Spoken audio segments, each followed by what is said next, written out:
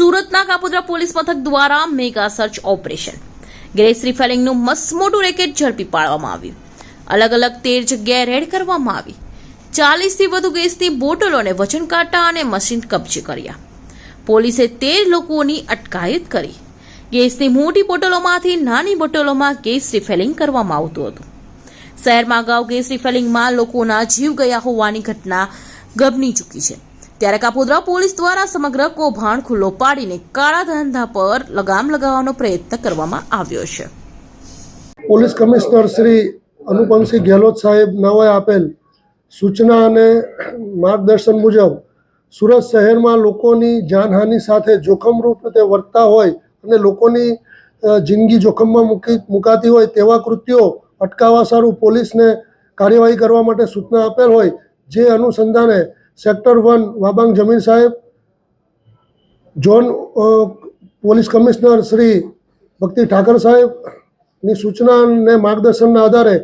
Point Shri MB ઓસુરા Kapodra police station નાઓને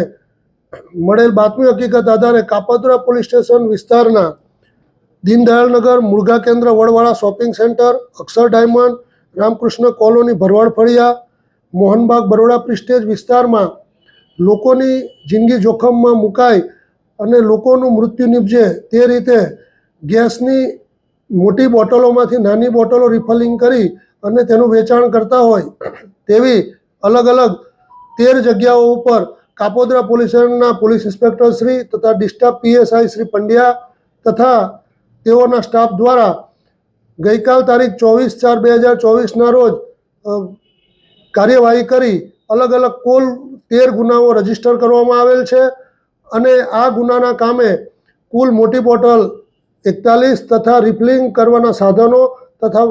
અન્ય ચીજ વસ્તુઓ તપાસના કામે કબજે લેવામાં આવેલ છે। આ ગુનાની MO મુજબ આ જે લોકો છે એ અન્ય લોકોને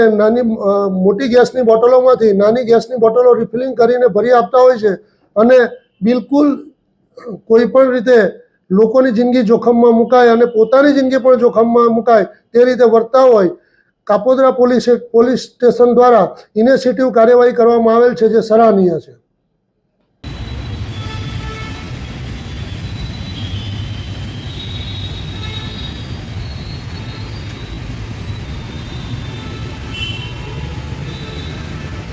થોડી નો જતા આવતું હોય છે આ દ્રશ્ય ઉડાવતો નહીં બધાને ઘટના જ્યારે ઘટતી